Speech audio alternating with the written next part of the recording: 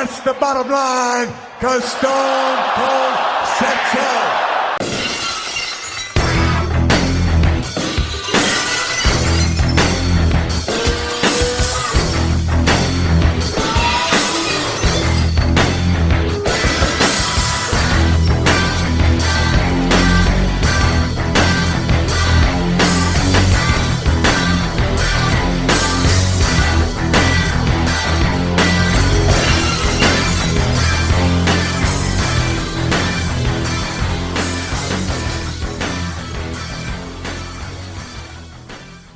Welcome back to the Bottom Line Wrestling Cast, the career of Stone Cold Steve Austin. This week is episode 15, The Stunner, or The Stunner Heard Around the World, or Felt Around the World. We're covering August through September of 1997, and I'm Mike Prue, along with JV, and Happy New Year, everybody. Yeah. JV, how's it going? It's going well, man. Just gearing up for 2019. Since technically 2019. we're still in 2018 recording this. Right. We're So, getting ready for it. We're getting ready for the new year. Yeah. You're hearing this the day after New Year's. No New Year, New Me bullshit from us. And yeah, it's funny. Because I listen to other podcasts, they're saying all the same shit too. Like, this new year, new me bullshit, it's gotta go. Yeah. People need to stop, like, living slogans as their way to improve their lives and Yeah. just Be be a better improve person. Your life, yeah. Yeah. Trying You to want be to improve trendy. your life. Right. So, yeah, just be healthy in 2019. Yeah. By healthy, I don't mean, eat right and not drink and shit. I mean just stay alive. yeah. Stay alive, be nice to people. Don't be a cancer to society. Exactly. There's enough problems that we have in 2018. A lot of them shed light. So, hopefully 2019 we have less of this bullshit that goes around in the world. Yeah. But, I don't think it will change. No, never does. So that's why we do things like talk about Steve Austin instead. Instead of worry about the world. Yeah. So we can Anyway. get on a podcast and really rip Earl Hebner Yeah, no shit. constantly. No, I think this episode is Earl Hebner free. I'm pretty sure. Yeah, I didn't notice any. From everything we watched, I didn't catch anything about Earl that stood out. And the thing is, this is the episode where Austin doesn't have a single match. No. Because, he's just been affected by that nasty pile driver from SummerSlam. When we left off a couple of weeks back on episode 14, Broken Neck, which we covered on December 19th, then you guys had two watch-alongs. You had a watch-along on the Friday of that match, and we had a great viewership for that. Actually, more people tuned in to watch that and listen to that rather than the actual episode 14. So I think a lot of you just were like, I just want to check this match out. So thank you for that. Either way, helps us out anyway. Doesn't bother me. I'm listening either way. So thanks for that. And then last week on our regular Wednesday episode, we released the Brian Pillman episode and the watch along. And you guys seem to enjoy that also. A lot of people tuning in for that. A little different change of pace. It was WCW, Stunning Steve Austin. So I think people were interested in saying, hey, let's take a look at Steve Austin, before he was in WWF. So thanks for that. But now we are here, back 2019, with our regular chronological episode, The Stunner, August through September of 97. JV, you ready to dive into this? Yeah, sleeves are rolled up. I'm ready to get to work, bro. All right, so we're going to start with the night after SummerSlam. And, based on how Austin left off, you would think, Austin's not going to be on this show. But he is. The one night later, Austin is just, out on the stage and he's on the ramp and he's just ready to go, it looks like. He doesn't even look phased. Obviously, we know he was in serious pain, but he stuck through it and went out there and performed. Yeah, I'm sure he had sick days. He didn't use one today. No. Albeit he's in a different capacity. He's just on the mic, which is normal. He usually does have his promos throughout Raw, but it's going to be a little different because we're not going to see him in the ring wrestling at all, during most of this, as I said earlier. So, I'm going to start with talking with Raw 221, like I said, from the day after SummerSlam, which was August 4th, 1997. They're going to be in Bethlehem, Pennsylvania. And the show's going to start out with the Hart Foundation coming out, Bret Hart, and he's going to talk about the Owen-Austin match just a little bit. And he says, this is a classic example of American justice. He's been on that kick talking about the American justice system and how there is no justice in America. And that's what he kind of relates the Owen and Austin match to. And then you have Owen Hart. He jumps in, and he cuts a little promo on the match. He's basically saying things like, the only reason why I lost was I was showing compassion. I showed too much compassion. I was being too much of a nice guy.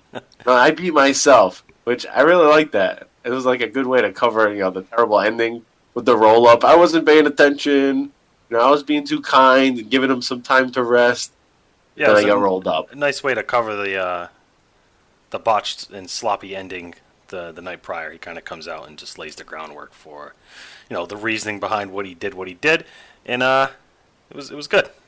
Yeah, they had to say something about it. Yeah, I'm glad they addressed it because right, it was ridiculous. So we have that clip, only about a minute. So take a listen to Owen. Talk about how he showed too much compassion. He also says something kind of nasty. So take a listen to that. And Owen, well, you tell how you feel. This guy's... Bret, you can't imagine the rage, the anger, and how mad I really am. Because last night, I did a real stupid thing. I showed compassion to Stone Cold Steve Austin, and I beat myself, is what I did. But Austin, in doing that, I made you a crippled freak. You're paralyzed, you're in a hospital somewhere in New Jersey, I don't know where the hell you are. But I ended your career last night. You may have stole my Intercontinental belt, but you'll never wrestle again, son. I left you in the ring, a crippled freak. You could barely move, and the only reason you beat me was because I had compassion and I beat myself. But the only thing to do, son, is for you to forfeit that belt and give it back to me, or either come out and let me kick your ass again, because you're a crippled freak and you'll never wrestle again. So the only way to solve it is by giving me my belt back. Well, I'm sure that your words have not fallen on deaf ears. As a matter of fact, I'm sure our commissioner has been listening. I'd like to introduce, ladies and gentlemen, the commissioner of the World Wrestling Federation. Please welcome Sergeant Slaughter. All right, so you just heard it. He says, I made you a crippled freak. That's the nasty thing I was talking about before we played the clip. I made you a crippled freak. You're paralyzed. I ended your career last night. Wow. That is not a PC statement. No. Definitely not. And, just in general, too, like, that's somebody you work with. Yeah. But, it's wrestling, no better way to get heat than to bring up the major issue that everyone just saw last night. Got to capitalize on that as the heel. So, it works. But it just seems like very strong. Yeah, definitely strong. Strong's a good word for it. Yeah. Then he demands that he should get his title back and all that. So, did you have anything else on that? No, not really. Just pretty much the main point here is, of the promos you can tell, is just to cover up and explain the reasoning behind his extremely odd decision to, not kick out of that roll-up, so. Yeah, that shit roll-up. Yeah, it's freaking fruit roll-up. It's terrible. All right, so within the same promo, JR is out there. He's Mike Man at this point, and he's going to announce the new commissioner, right? So President Gorilla Monsoon is kind of taking a step back. He has some health issues, it seems, going on, so he's not going to be the face of the authority at this point. So they're going to announce a new commissioner, and they bring out Sergeant Slaughter, who, I kind of like Sergeant Slaughter, in his little run back in '91 when he was the heel. Yeah. He was on the side of the Iraq, and he had General Adnan and Colonel Mustafa, Iron Sheik. I like that little run there. It was a good heel run. But here he is back. It seems like forever, but it's only been 6 years, which is crazy because 91 to 97 seems like a lifetime. Yeah. But like 2011 to 2017 is like nothing. No, it's really not. You know, if you watch 2011 Raw and you watch 2017 Raw, it's like, oh, this is the same show. It's like mostly the same people too. You know, they don't look any different. Sergeant Slaughter from 91 to 97 just looks like a totally different man. Big difference. Yeah. His chin's bigger than ever. Yeah. He looks like a city councilman or something. Yeah. So Sergeant Slaughter comes out and you know, he's gonna talk to Owen and he's gonna say, you know, you're gonna get your rematch when Stone Cold says so. Very cute and clever there. Yep. So we got a clip for you. Austin's gonna come out and bring up he wants his not gonna give up the title and all that shit. So take a listen to Austin right here.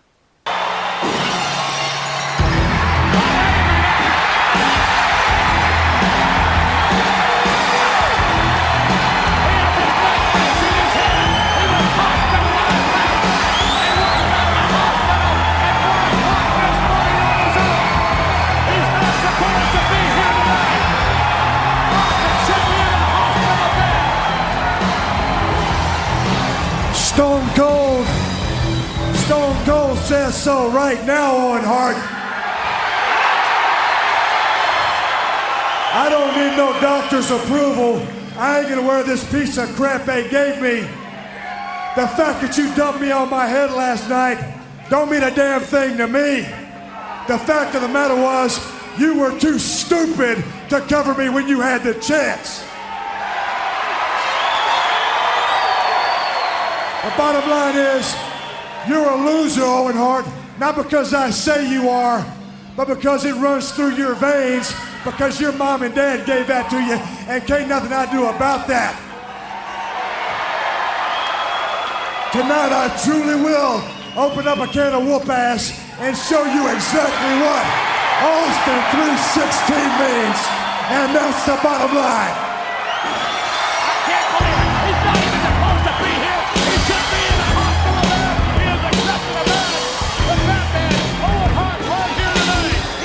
All right, so Steve Austin there came out onto the ramp, and you just heard it. He says, you're too stupid to cover me, which is another good way to just continue with that. It's like Owen Hart saying, I was being too compassionate, and then Austin's like, no, you're just too stupid. Yeah, you're an idiot.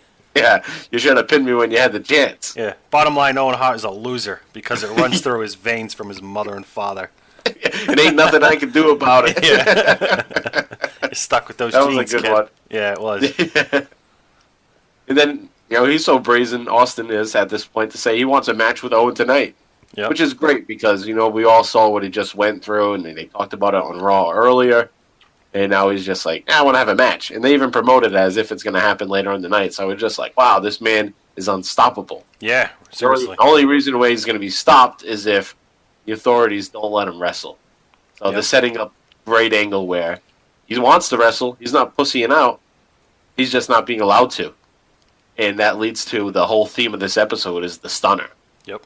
Going to be just so fed up with it that he's just going to mow down the authorities or any type of authority figure in the WWF 1 week at a time. Yep. So some great shit about to begin because he's not allowed to wrestle. So it's supposed to be Owen Hart versus Steve Austin, but doctors are going to say that can't happen. So his former partner, Dude Love, actually still his partner, right? They're still tag. Yeah, they're still tag team partners at this point. Yeah, still has the tag title at this point. And Dude Love, his partner, is going to replace him in the match. So you have Dude Love versus Owen Hart. And Davey, what do you have to say about this match? Basically, match. Actually, before we even get into it, I do want to point out, I don't know if you noticed, but if you watched the episode throughout, yep, you would have noticed that they messed up with the production a little bit, with the graphics. They had Dude Love holding the IC title and the tag title in the graphic for the match. Dude Love versus Owen Hart. I only had Dude Love holding both titles. Yeah, I only saw it though, and I don't know if I would have actually noticed it otherwise because you had called it out in your notes. Yep. And I read your notes before I watched it, so. But I don't think I would have noticed it otherwise. Yeah, it's weird. It's just like they swapped out Austin for Dude Love, but forgot to swap out titles. Yeah. Because they did show initially Steve Austin with the two titles versus Owen Hart as one of the graphics. And then when the match got changed, they showed the new graphic, and it was just Dude Love where Austin was. Yep. Title still just there. I mean, it was an all right match. I mean, up to the point. So I mean, it's not. I wouldn't say it was like a show-stealing match, but and it wasn't intended to be. Yeah, they kind of worked well together. It was more of just like a brawl, I would say. Like it wasn't technical, which you're not going to really get a big technical match out of. Dude Love, Mankind, Cactus Jack, the many personas of Mick Foley. So faces of Foley. The faces of Foley. Yeah. Yeah. So prior to the match too, when Dude Love's coming out, you got these two hired whores. Yeah. At ringside with the Dude Love tattoos on their tits. Yeah. Magic marker. Which was nice to see. Yeah. One of them looked mad old. I think they both look. Yeah, they're like riding him in the corner. I'm like, wow. Yeah. I don't want to show any disrespect, but they look a little old. Yeah, could have gone a little younger or something. The thing is, though, they're probably like 30. 30 in the 90s. It was tough. It was tough to be 30 in the 90s because you look like 43. Yeah. It's all changed now. Yeah. Got lip injections, ass injections, got all this shit going on. Basically, the match is going to wrap up where Austin's going to come out from backstage. He's been watching the match. He's eventually going to come out. Bret Hart is at ringside doing commentary, and the brawl kind of starts to break out a little bit. You have officials come down, try to separate Bret Hart and Austin.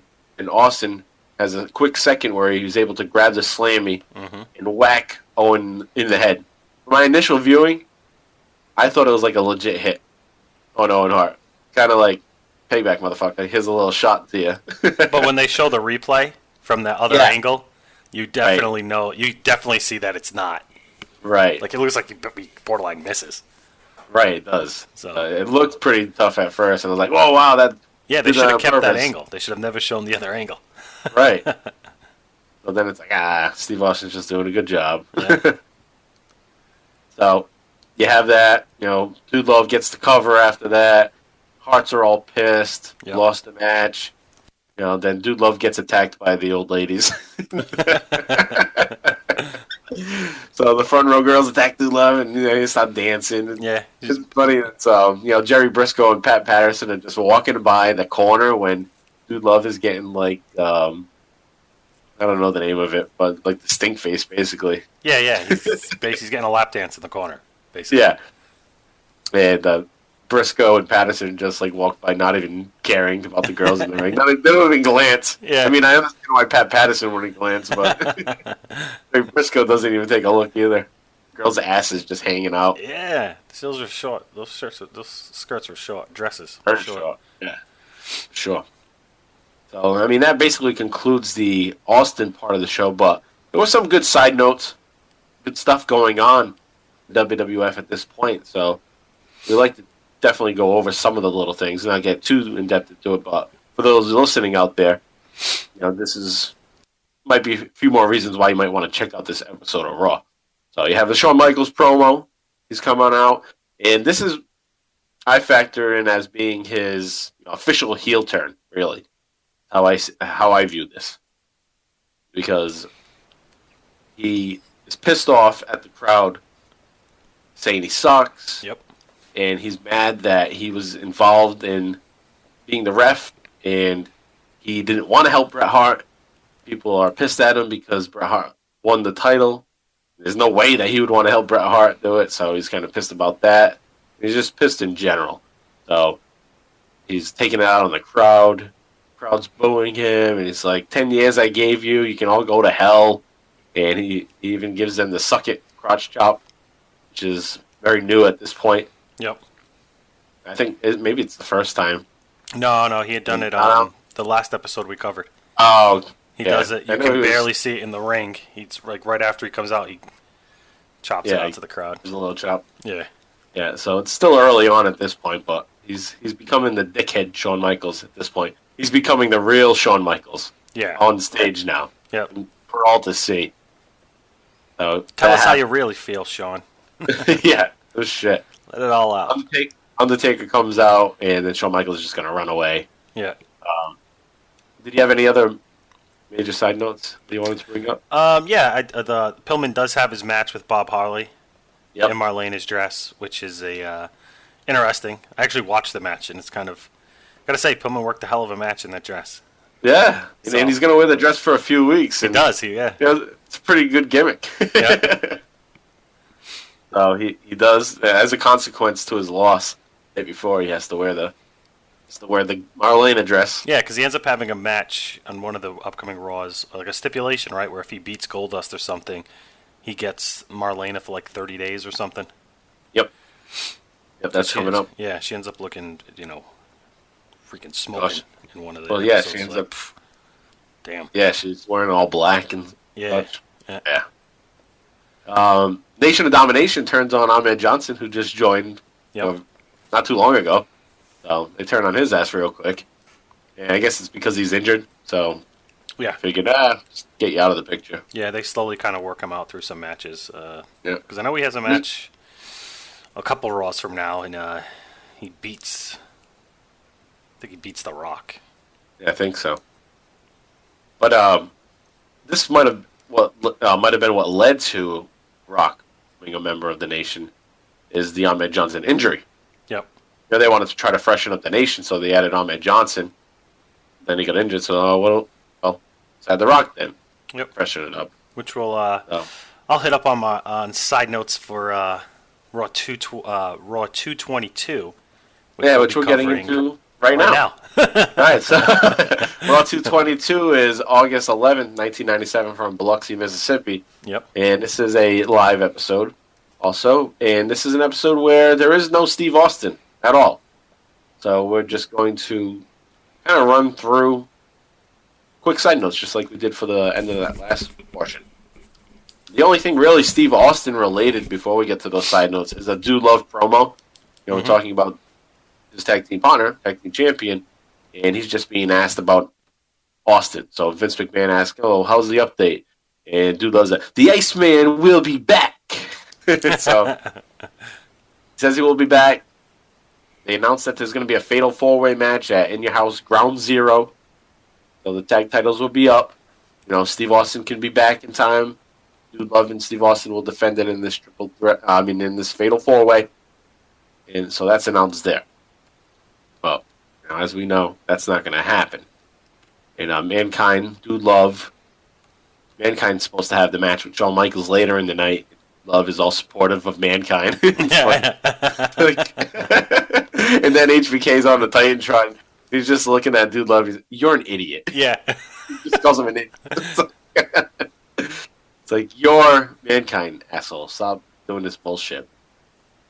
So, for some side notes now, that's like I said, that's really the only Austin thing that happened. So, quickly on to the side notes, to just piggyback on what I was just saying about how Ahmed Johnson kicked out that very next week here on Raw 222. Rocky Maivia joins the Nation, his little referee outfit that he's wearing. Yeah. The ref gets dropped. Rock comes out to help Farouk, who's wrestling chains. Well, he comes out as if he's just trying to help out Chains, basically. Well, yeah. But then he does the quick switch and Rock bottoms Chains. Yeah, actually, he's just trying to wake up the ref. Yeah. And then he knocks out the other guy. Yep. I think it was Chains, maybe. Was it Chains? Yeah, it was Chains. Finally? Yeah. Okay. All right, so... Because right now they're full-blown, you get all these stables going on. You get the biker gang. Ugh, the factions. Yeah, all the factions. Gangs. Even Survivor Series that's coming up next month is going to be called Gang Rules. Yeah.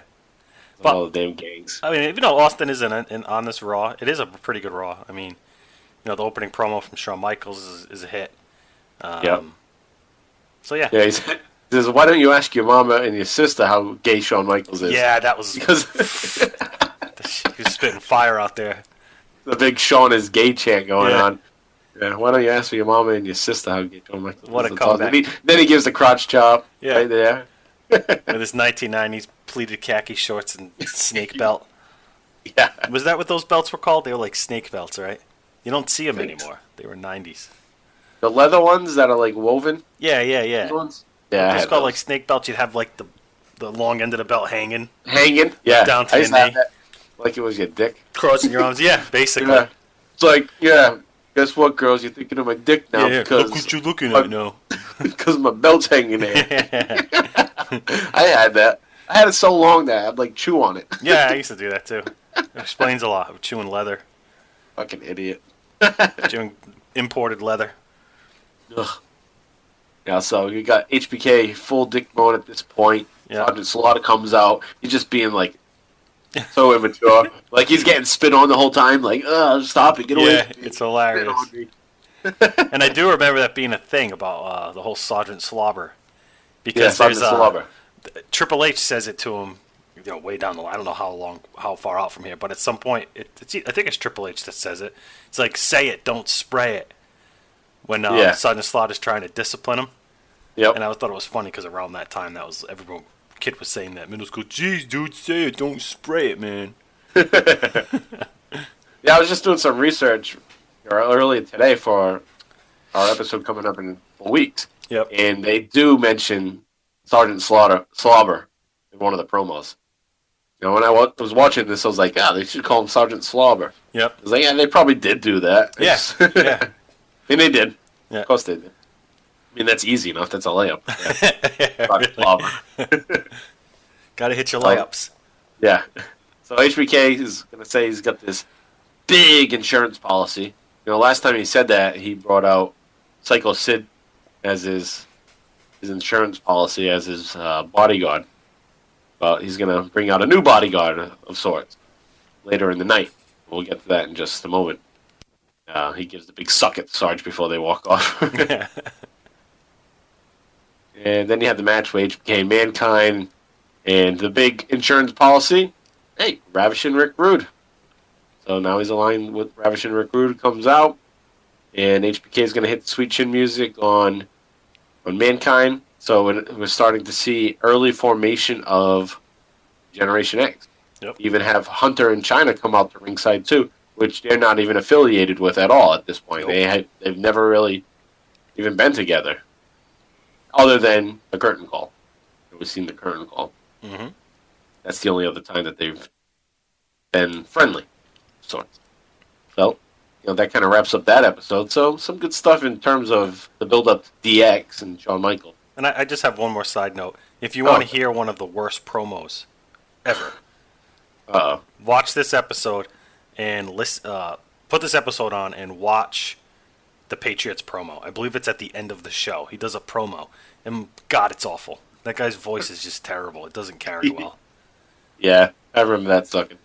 So, yeah, go check that out for some promo. Yeah, if you want to cringe a little.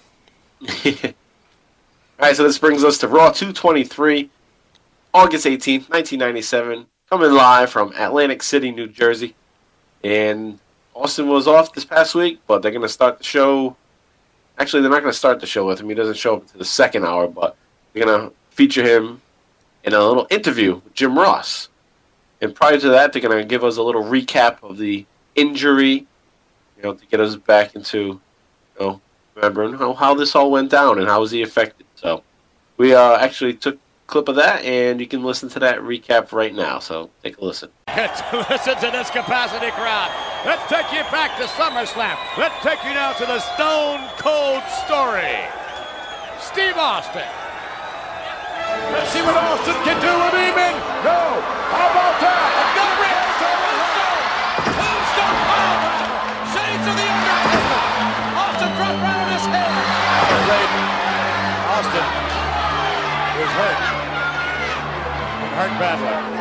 Somehow, and Austin now with Austin driving. Knocking out. Stone Cold Steve Austin won the Intercontinental title that night at SummerSlam, but in return lost all feeling in his extremities, becoming temporarily paralyzed. Another look now at the videotape shows Austin's spine being compressed, forced down, causing what is known as spinal shock syndrome, or more commonly a stinger. Here now from a different angle. Notice the placement of Austin's head clearly below Owen Hart's legs, how Stone Cold Steve Austin got up from this. is truly nothing short of remarkable.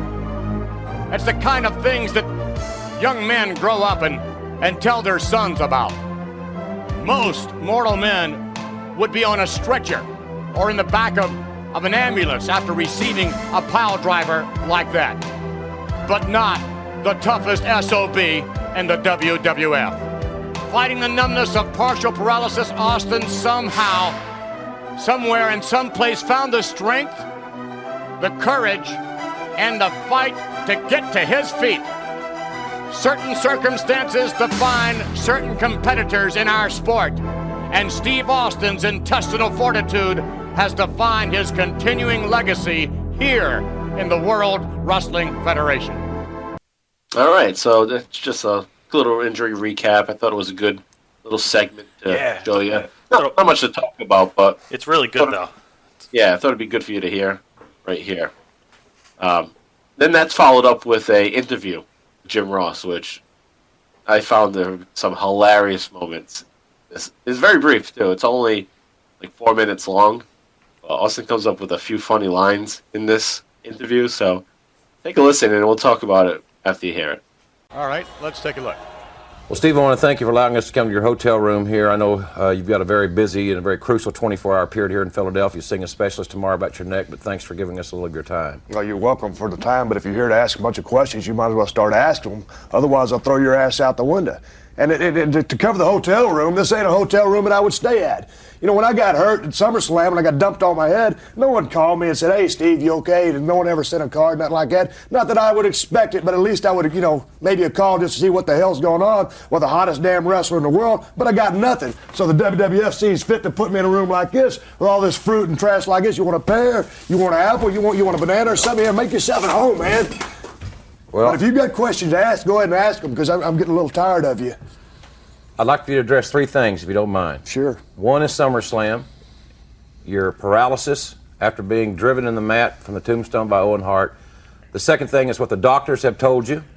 And thirdly and lastly, what you perceive your future to be here in the WWF. Well, let's start with SummerSlam. The bottom line is I'm the Intercontinental Champion, right? Right. Well, that's that. But aside from that, at the end of the match, close to the end of the match, when Owen Hart dumped me on my head, you figure I weigh 245, 250, bam, you get planted in the mat, it happens.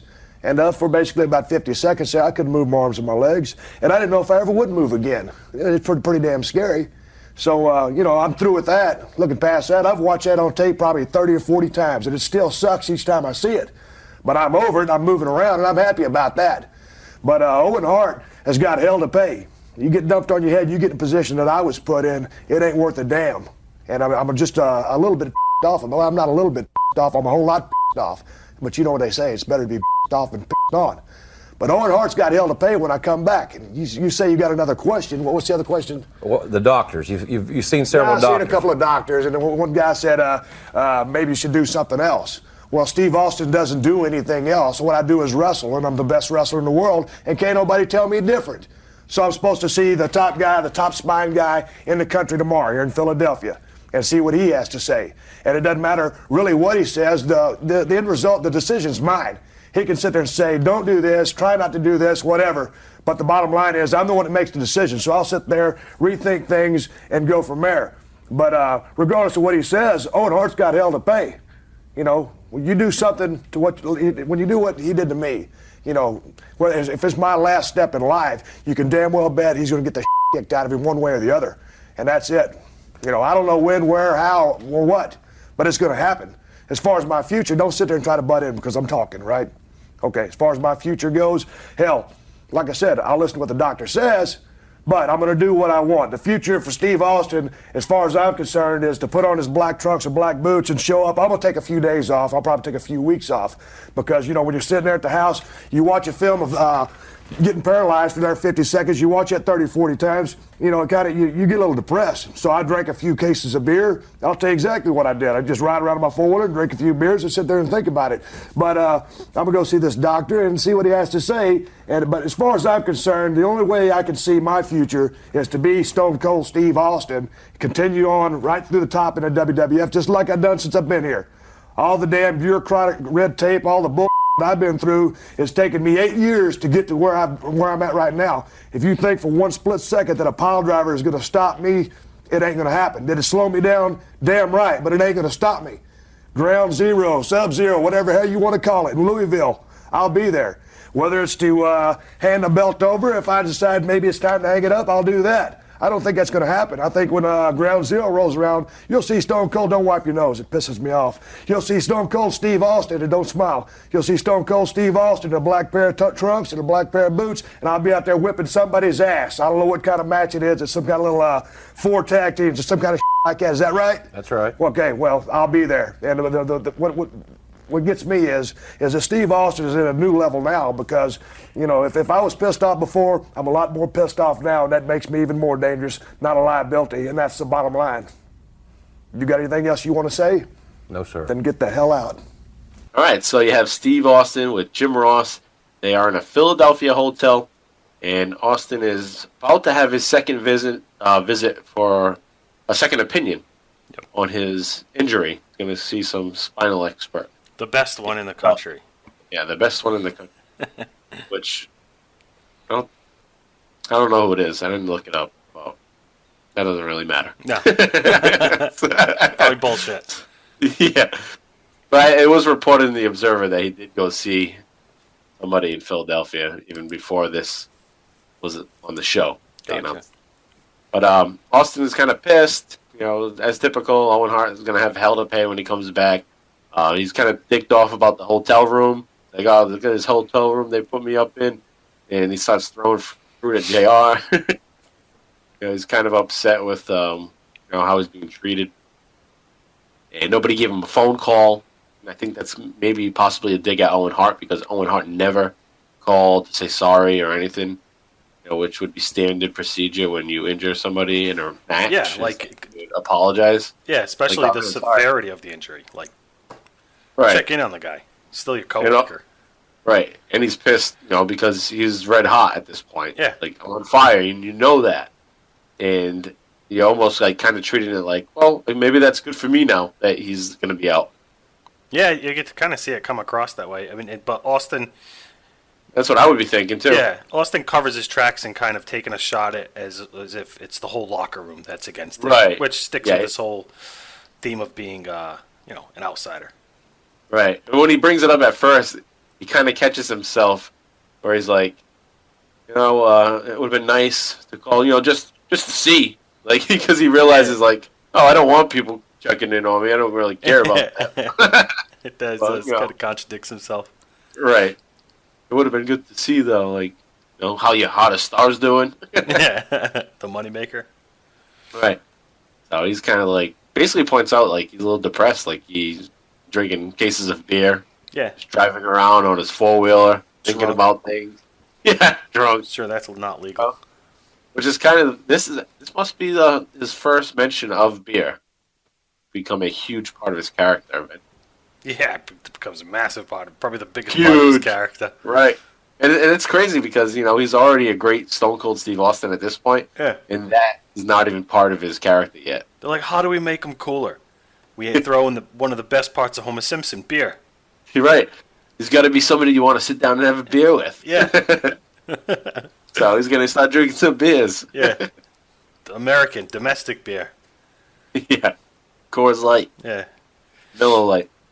Today we'd get like hipster Steve Austin drinking all his different IPAs. Well, he has his own. He has his own Skull IPA? Yeah, Broken Skull IPA. Oh shit, have you tried it? I haven't tried it, no. It's only in California, so you have to find a way to get it shipped. Oh, jeez. Fuck. Yeah. I do like IPAs, though. It's on a side note. Yeah, that's the only craft that I would like. Yeah. IPA. Can't handle the heavy shit. Yeah. Chocolate shit, the stouts, and all that. Not my style. As you listeners know that, anyway. Captain Morgan, man. Captain Morgan. Captain Morgan and Coke. Or Admiral Nelson. Yeah, Admiral Nelson. Yeah. What's the other one? Sailor Jerry? Yeah, Sailor Jerry's alright, too. Yeah, I like that. I like it, too. Shit's like 90-something proof, though. Gotta be careful. You'll be taking a real Stone Cold instead of too many of those. Well, not nighttime. Well, as I was mentioning before, we played the clip that he comes up with some funny lines, and the one that I'm thinking of is he's sitting there talking to JR. You don't see JR. JR was off camera. Yeah. Just see Steve Austin, and Steve Austin just like kind of stops in his tracks, kind of without a beat too. He says, "Don't wipe your nose; it pisses me off." Yeah. That was gonna say that. That was gonna be mine too. Don't wipe your nose; it pisses me off. And don't smile. Yeah. Because JR must have laughed, like smiled because it's Yeah, that was funny to JR. Nice little rib. And then just without a beat, he's like, and don't smile. Just awesome, Steve Austin. So Steve Austin continues on with, a pile driver. It's not going to stop me. I'm going to do what I want to do. That becomes one of his kind of phrases that he has over the next weeks, next month is, I'm doing what I want. Yep. Doing what I want to do. And he says he's going to come back to this Sub-Zero or Ground Zero pay-per-view, whatever it's called, in Louisville, Kentucky. And he's going to have this match, a fatal four-way. And he even says, like, there's this match with 4 teams or some shit like that, right? Yeah. They have to bleep out the shit. So he says he's going to be back at Ground Zero. We'll see him there. We still don't know if he's going to be ready to wrestle. Probably not. But he's supposed to be in the Fatal 4-Way with Dude Love. Mm-hmm. So that's, as I said earlier, that's not going to come to fruition. Nope. But we'll talk about it when we get to Ground Zero in a little bit. So I thought it was a good promo, a good interview. It was kind of nice to the point. It's only 4 minutes, but he gets his point out. He's pissed off with the WWF, how they're treating him, and nobody's going to tell him what to do, and he's going to be back as soon as possible. Yep. Back at Ground Zero. Because he'd rather be pissed off than pissed on. That's right. He says that. Some notable side notes right here on this episode. You have Rick Rude. He opens the show. Which is... I'm sorry, I didn't mean to cut you off. Oh, go ahead. No, he opens the show with what I thought was actually a really good promo. Yeah, it was a good promo. But for me, I was just caught off guard by the shitty replacement music. Oh, it's awful. It's terrible. It's like, what kind of, like, how is that not just a generic song that nobody owns? Like, who owns that, that Rick Rude music?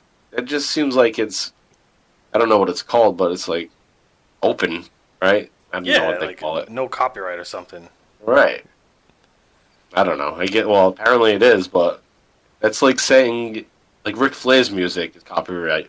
Yeah. No, that's just, it's a song. It's just, or Macho Man's, stuff like that. Right. Exactly. But it's funny, his promo is basically, he just takes himself, takes the insurance policy role and really rolls with it. Yeah. So he says, you supply the buck, I supply the bang. I offer long-term, short-term, and accidental insurance policies or something. It's fucking good. The thing is, he doesn't really do much in his little run here. No. Which is only like 2 months, 2.5 months.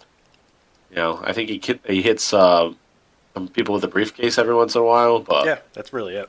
Yeah. He can't actually take bumps because of his contract and because of a lawsuit. Something to do with his settlement. He had a settlement where I think it's called the Lloyds of London. And he can't take any bumps. So he's getting paid so much money and he's not allowed to actively wrestle or take any bumps. But he can give bumps. That's why we don't see... He can give it, but he can't take it. Right. Well, you had that to start the show. You got Rocky Maivia cutting his first promo as a member of the Nation, which I thought was really good. He tells the people to shut up. Yeah. It was a good one. See some attitude from him. And another thing that happened on the show is what you mentioned earlier about Pillman challenges Goldust for a match at it's going to be at Ground Zero. And if he wins, he gets Marlena for 30 days, and he even alludes to the Dakota being his daughter and not Dustin's daughter. Or Goldust's daughter. So that was kind of, I don't know, kind of out there. Say that about a 3-year-old. Yeah, well, they have some like weird vignettes and shit, like either in this Raw or Raw's coming up, and the Dakota's in them, and they're very weird.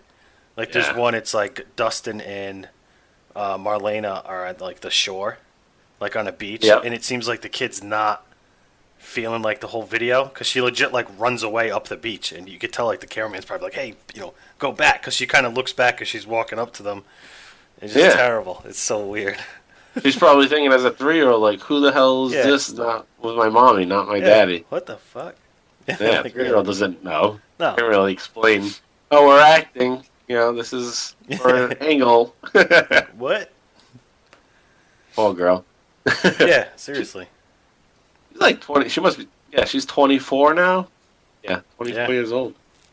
What she's doing? I don't know if she's involved in wrestling business at all. Probably not. Probably stay far away from it. Yeah, probably not. Huh. All right, so you have that. You have HBK and Triple H are going to team up now. So you see Shawn Michaels kind of getting his way. He's probably, I want to work with my boy, Triple H. Yep. He's probably forcing that. He's probably using his leverage backstage to get him to just work with Triple H more. And, they team up for the first time. Mm-hmm. Undertaker and Mankind team up for the first time in what McMahon calls a battle of reluctant partners. What were you going to say? Wasn't that like one of our show titles? Reluctant Partners? Yeah, Shawn Michaels and Austin. Yeah. But I was going to say Triple H also has a promo, since you had mentioned him on this Raw, and it's actually really good. He has a great line. He's like, pretty much like how Vince is always against me. He's like, oh, you think, now you have something with Shawn, now you have something against me. He's like, how come every time Shawn Michaels does the crime, I have to pay the time again? Yeah. Yeah, so it's good that he brings that up. I like that. Yeah, it's actually a good little promo. They kind of cut him off, though. Yeah. Yeah, they didn't know where he was going. He's starting to kind of freestyle on his own a little bit. Yeah. And he's like, oh, yeah, just cut away from that. And he's taking advantage of being friendly with Shawn Michaels now. Yeah, yep. So it's like, you're not going to do anything to Triple H because Michaels would be pissed about it. Yep, and we'll both leave. Yeah. We'll take China with us. They're good. Bigger. Yeah. All right, so that really concludes that Raw. The very last thing is pretty brutal. You got a Taker takes a hell of a chair shot from HBK at the end of that tag team. He's all busted open. That kind of concludes the show, and then you're not going to have Raw or Monday Night Raw for 2 weeks. So August 25th, no Raw. September 1st, no Raw because of the U.S. Open on USA Network. They used to carry that. Okay. They didn't have Raw on Monday for 2 weeks, but they did present Friday night's main event 2 weeks. That's not available on the network, and I couldn't find it anywhere. So we're not covering that. But I did look at results. I found results, and nothing involving Steve Austin other than just some recaps about his injury. And they also show the interview that he had with JR that we just talked about from this August 18th episode of Raw. So nothing new in terms of that. Nothing really stand out either that going to affect major storylines. And it made sense that it wouldn't because it's not their regular show. You can't bank on everybody tuning in on Friday to watch it, so they're not going to have any major storylines come into play at that point. So nothing really special there. So that brings us now all the way to Ground Zero on September 7th, 1997. And I actually ended up watching most of this pay-per-view. Did you? I didn't watch much of it. No. Because, we had so much to check out. Yeah. I had watched it. And you get a little Austin recap package again. We're not going to play it this time because it's pretty similar to the promo package we already played earlier about his injury. Just adds a couple clips from Friday night's main event where Austin is saying that he has more brain. He has more brains than guts. No, more guts than brains. Yeah, more guts than brains. Yeah.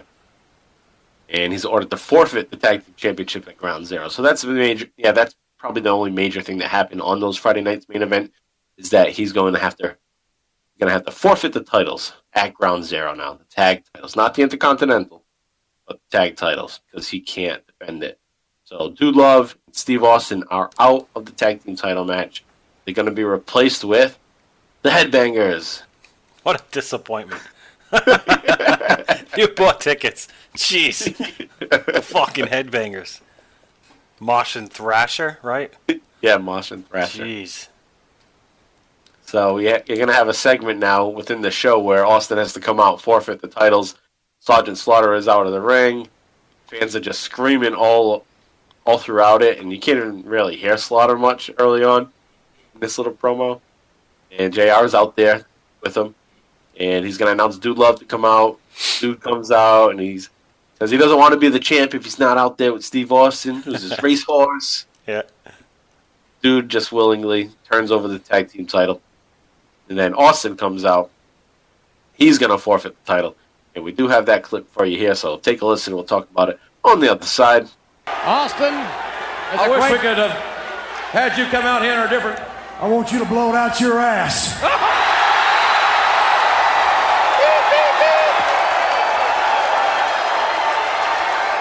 Vince, you can knock that stupid looking face, that look off your face. I'll come out there and stomp your ass in the ground. What's that all You about? sit there and look at damn pictures of me getting dropped on my head. I think everybody's just had about enough of it. I don't know who you think you are telling me what I can and can't do. If Steve Austin says he can wrestle, you can damn well believe him, son. And that's in order. You want the little belt? You want it? Yeah, is that a yes or no, jackass?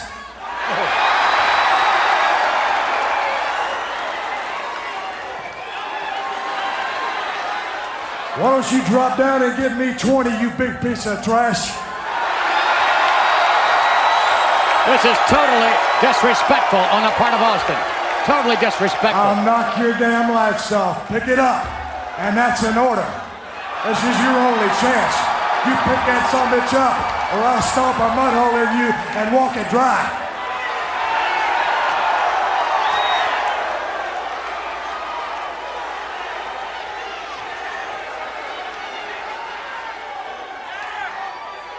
You make me sick. You make me so damn sick I want to throw up all over you. The whole damn World Wrestling Federation makes me sick. Say something if you want to say it, fat ass. This is out of line. Steve, I'm sure the fans here would love to see you compete tonight, as would I. There's no doubt about it. I'll always say you're the toughest SOB in the WWF, but the WWF's not going to let you risk permanent paralysis to wrestle. I hope that your convalescence goes quickly. We want to see you back in the ring sooner than later, and all I got to say is I hope that you get to be 100% or more than 100% very, very soon. That's from everybody here. And that's exactly right. Let me tell you about a... Whoa! Look at this! Oh! My God!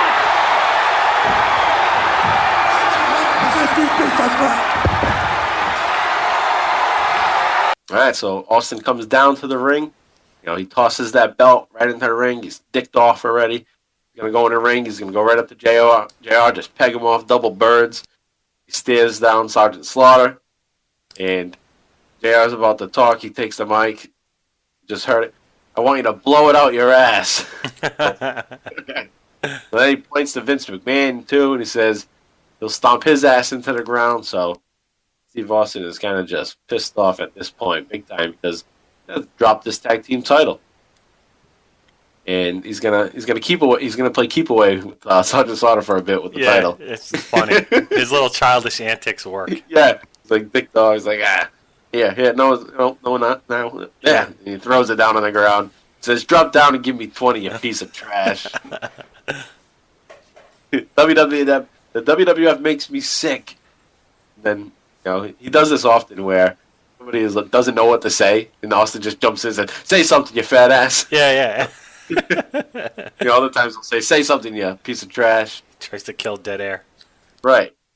Which only probably flushes the other person even more. Yeah. Like, what They're the all fuck? shook. Like, what the fuck? Chill out, Steve. Well, JR tries to be like the nice guy, the mediator. Yeah, voice of reason here. Yeah, right. No, we want you to be back. We don't want I'm in you your to corner, get Stone Cold Right. Paisley. The card he's playing here. Right. And Steve Austin doesn't want to hear it because he's just frustrated that he can't wrestle. He doesn't want to hear this bullshit. You're on my side, blah, blah, blah. So he gets to the point where, bam! Stunner. Yep. Just knocks him with the stunner out of nowhere. Poor JR. The stunner. He sells it well, though. Yeah. Takes it pretty well, too, for JR, Yeah. you know? For a commentator, yeah. Yeah, like, you're not looking at him as, like, this is a great athlete. Right. Like, I don't think I'd sell a stunner that great. I'd probably suck at it. And here's JR out there, you know. Overweight, middle-aged man getting it done. Yeah. So this is going to kick off a month of stunners. The month of September. Yeah. September, month of the stunner. Yeah. Stunner September. Yeah. So he's going to go through different authority figures, officials, and commentators throughout this next month, week by week. And he starts off here with JR. You know, he's pissed at the fact that he can't wrestle anymore. So he's just going to take it out on whoever is out there. Yep. He's going to have this hit list, and he's going to run through it. And we have to see each week who's he going to go after. You know, and JR is the one that kicks it off here. So JR is going to be out for the rest of the night. He's not going to be back in commentary. And there you have it. So this leads to now Owen Hart, and he's just pissed off about it. And Austin should be in jail. He needs to be stripped of the title. Blah, blah, blah. So that leads to the Fatal 4-Way match. We did have a clip. But, JV, you want to play it? I don't think we need to. Your call. I took the clip, so. Yeah. It's not much. It's less than a minute long, so we can skip it. But if they want to listen to it, what do you got? I think it's an hour and 13 minutes and 45 seconds into the pay-per-view. Yeah, it immediately follows the segment of forfeiting the tag titles. Yep. So, you know, that's all basically Owen Hart says, though, is that, you know, Austin should be in jail and I want the titles back. Yeah. Yep. Stripped and given back. Right. So, the tag team title match happens, the Fatal 4-Way. The Headbangers replaced Austin and Dude Love. Austin's going to come out during this match. He's going to stun Owen Hart when the ref isn't looking, of course. And I'm sure it was Earl Hebner. Yeah, I don't remember. I think I would have noticed, but it probably was him. And of all the teams, the Headbangers win Tag Team Championship. The fucking Headbangers. Which is crazy, because, I mean, I get it. Like, Austin comes out, stuns Owen Hart while the ref isn't looking, and the Headbangers get the win. But Owen Hart has the Headbanger Thrasher match, whatever. One of them in the sharpshooter. Yeah. And Owen doesn't even really see. Still, it's not like Owen Hart lets go of the sharpshooter. It's like the Headbanger just like easily kicks out. I'm like, it's shitty. Right. It's yeah, shitty. it was shitty. Real shitty. Yeah. But whatever. Yeah. They must have been hiring the Headbangers to put him in the spot and put the belts on him. Yeah, because they weren't even supposed to be in the match, and then they get thrown in and they just give them the title. And it's not like they were like, you know, taking the WWF by storm at that time. Not at It's all. just kind of weird. Maybe they were trying to pick up on some of like the grunge era crowd. Yeah, possibly. And they were also been featured in like commercials for like Super Soaker and shit. That's right. Because they're the fun tag team. Yeah. Huh? Yeah, maybe they thought they were like good for the kids and shit. Kids love wrapping flannels around their waist. Wearing skirts. And all these ear piercings. Yeah. Shave their head and fucking mosh pit around everywhere. Wear Marilyn Manson t-shirts. Yeah. Hey, that Korn was the thing t-shirts. then. Yeah, that was Definitely was huge. I used to like Korn. Yeah, I liked all those I still bands. do. I still like Korn. Yeah. I like Marilyn Manson. I like some of his songs. Some of his shit was just awful, though. Yeah, some of it's whack. Yeah, his hits were hits. Got to give it to the guy. Yeah, for sure. The only other standout things that happened noteworthy from this pay-per-view, I mean, it was a decent pay-per-view, but one thing that really stood out was Shawn Michaels coming down to the ring, someone throws lettuce at him, Yeah. and then he just like looks to from the general area where it came from, does the suck it, and then he acts as if he's giving a blowjob. Yeah. You know, he does that little Yeah. like the guy's fucking dick. But it just comes off weird because you're the one that looks like you're sucking. Yeah, you're Not the one. the other person. You're the one doing the actual animation. Right. But the only side note I had here was there's a Mini-Man match, which is actually entertaining on the card. It's Max Mini versus El Torito. Yep. So That was that's a good good match. little match. I forgot how damn good Max Mini was. As a fucking fast-paced worker. Yeah. That shit seems sped up, those matches. Yeah, they do. They feel like they're like... And the way they spin with the Hurricane Ranas is like... Yeah, I get weirded out. I'm like, whoa. It's like a fidget spinner. He spun like 6 times. Yeah, what the fuck? When's he gonna stop? Continue with the Michaels thing when he came out. So he was coming out to his match with that whole the lettuce and the dick sucking thing. And then he gets into the ring and his music stops, and restarts. And then the pyro doesn't go off in time, and he's just livid. He's wicked pissed. And then he's standing there. He's in his pose, and he's doing like the jerk off hand motion, like he's like shitting on the production crew. Like Fucking obnoxious Shawn Michaels at this time. Obnoxious. Yeah, he must have sucked to work around and be around. Oh, I bet. And even Vince McMahon comments because there's no way to ignore all the shit that he just did on screen. The blow job and then the hand job motion. And Vince McMahon's like, things aren't going HBK's way tonight. Yeah. But I can't do shit about it because he'll go fucking hang out with Ted Turner. Right. So he has attitude, though. Yeah. He's got the attitude. Which is what they want. Yeah. Well, that sounds good. Good Vince McMahon right there. That's our first time trying. Not bad. What's what they want? It's kind of like the new Vince McMahon. We're going to give you what you want. Yeah, sure you are. Yeah, right? Yeah. You're gonna announce the fucking women's tag team championships on the deadest day of wrestling in like every year. Right. Like that's like the least watched Raw of the year. Christmas episode. Yeah, and they fucking make a big announcement then in your stupid Santa costume. Yeah, couldn't even take it seriously because you're just looking at him wearing a stupid Santa costume. Yeah, sorry Vince, but Yeah, that sucked. yeah, I want the Vince from 20 years ago back. Ugh. Yeah. Oh well, that's why we watched this. Yeah, it makes me even more bitter about the Yeah, I know. All right, so now we go to Raw 224, September 8th, 1997. So they hadn't had Raw in a couple weeks, and here they are now back live from Cincinnati, Ohio.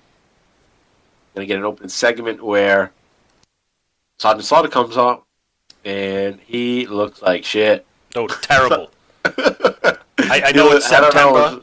I know it's September in Ohio. I don't know if they have like a heat wave. This dude's he's a mess. He's a mess. Sweated his ass off. Yeah. He's just sweat stains all over his shirt, over his chest. Yeah.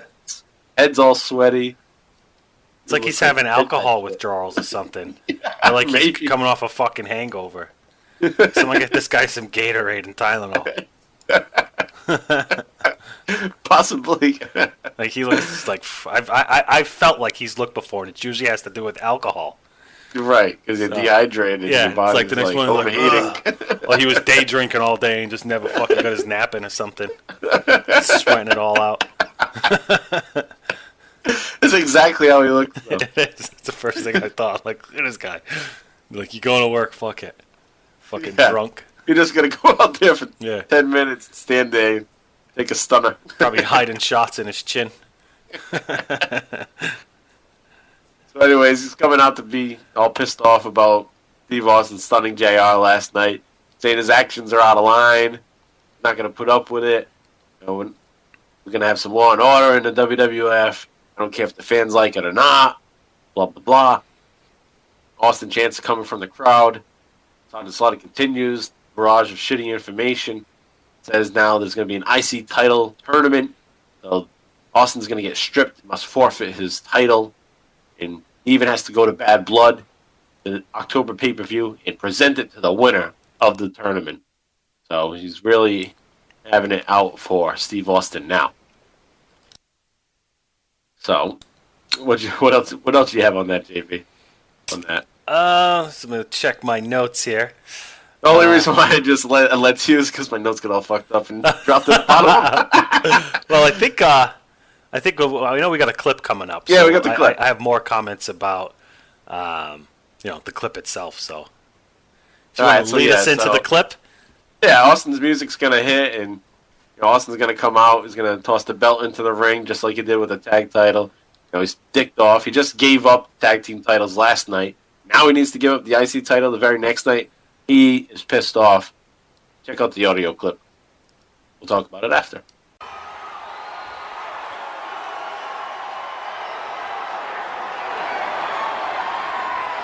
You come out here and talk about law and order, but what you don't understand, jackass, is that Wait a minute. Show a little respect, please. I ain't respecting nobody in this ring, and that's the bottom line. I'll break every damn law you can make, and can't nobody stop me. I will. No, you won't. You sit here and you say, that's an order, this is an order, that's an order. Hell, I can look at you, son, the only thing you've been ordering is a whole bunch of damn cheeseburgers. Whoa!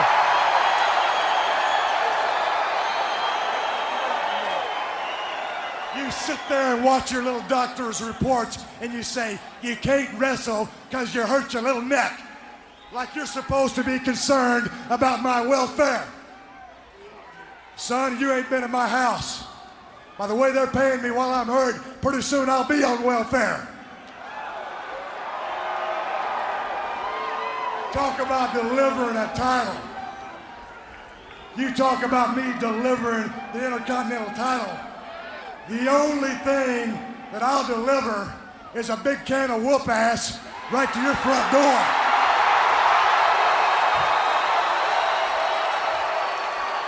Slaughter sweating bullets. Do I make myself clear? No! Oh, God! No! Oh, my God! Austin, he just attacked the commissioner! Good God Almighty! The commissioner of the World Wrestling Federation has just been assaulted by Stone Cold! Well, I can assure you that'll be it for Austin. He's out of here! All right, so there you have it. Another stunner. Stone Cold Steve Austin nails Sergeant Slaughter. And I love... This is like classic clip. He gives the stunner, and then he starts doing push-ups. Starts doing sit-ups. It's awesome. Oh, the audio clip doesn't do it justice, so you need to watch this video. Yeah. Go back to it. It's at 8 minutes into the show, so it's right at the opening. Go back, watch the stunner, and then watch the push-ups and the sit-ups and the begging the finger.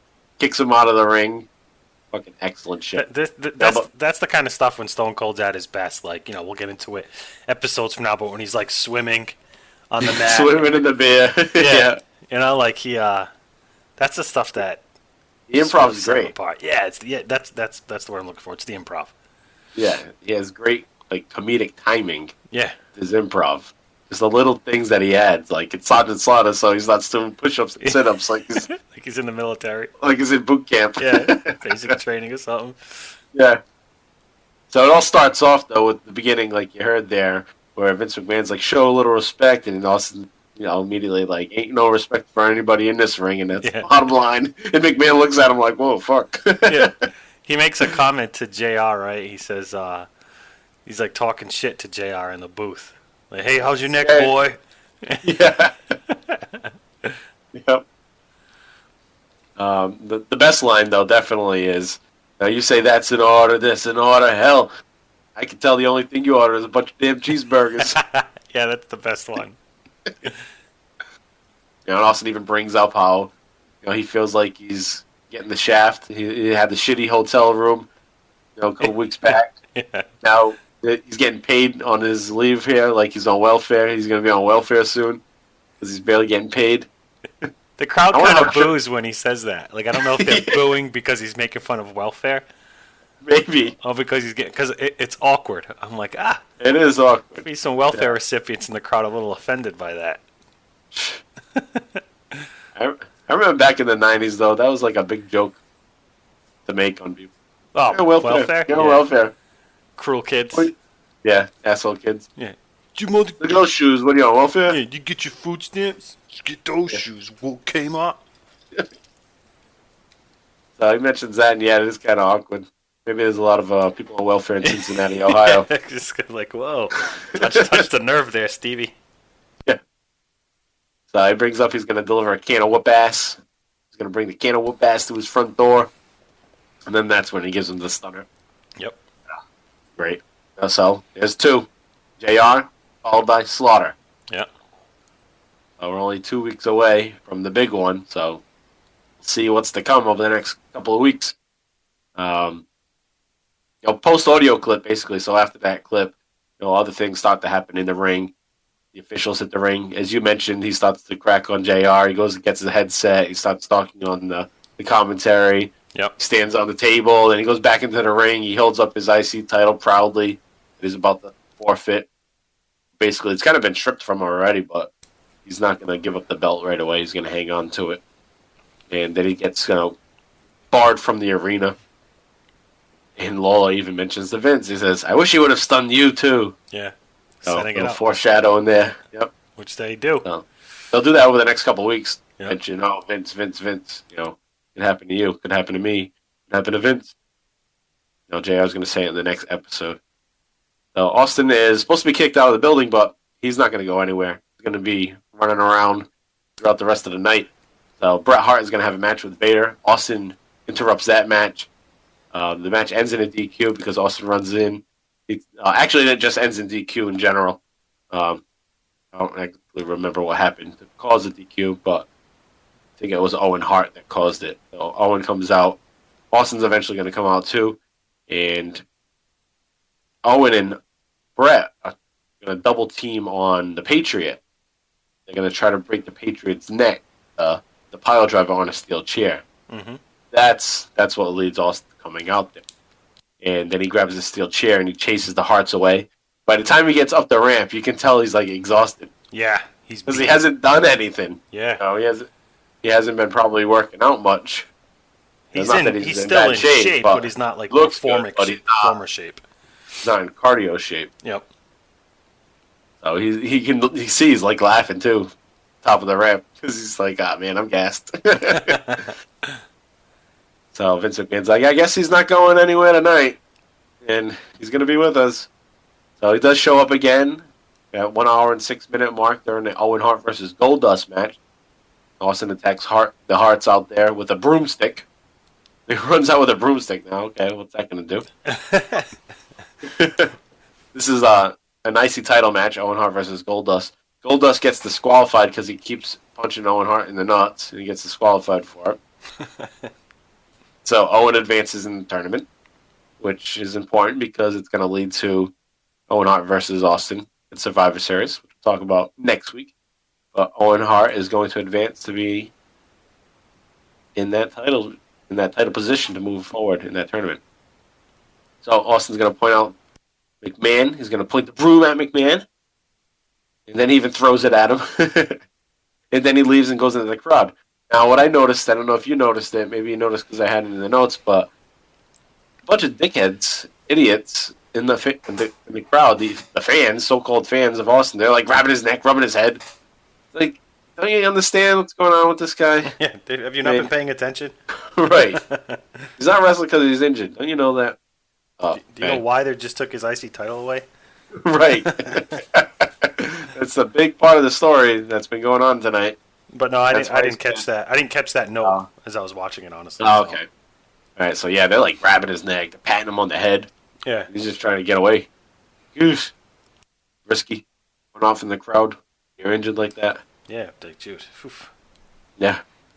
All right, so that concludes that. Did you have any side notes? Because I didn't really have any side notes. Yeah, I mean, at this point, 224. HBK, Triple H, and China are essentially a full-blown trio, I'd say. Right, they are. Yep. So. And Ravishing Rick Rude. Actually, that's right. Yeah. So actually a foursome. So they're, that's brewing. Everything else that's going on in WWF. You have something small, like the slow transformation and slow formation of DX. You got the new Nation of Domination with The Rock jumping on board. You got the future lining up for WWF at this point. All the stars are starting to align and. Right, you have Mankind. Yeah, Mankind. In popularity. Yep. The Undertaker steady, but now you also have Kane in the background. Yeah, who's still a mystery at this point. Right. So, a lot about to blow off and pop off here. Great. So many good stories. And the 97 leading into 98. I think 97 is better than 98, but I think it's the build that is what I enjoy the most. Me too. I mean... Because we get to 98, later on in 98, a lot of the other side shit going on. I mean, there's a lot of shit going on, it's a lot of goofy shit too. Yeah. Like the oddities and shit. Like, Oh yeah. I can't wait to get into that now. Just to see that garbage. well, that's some definitely good shit going on. Can't wait to hear more of The Rock and all that. But Yeah. But anyway, back to the show here.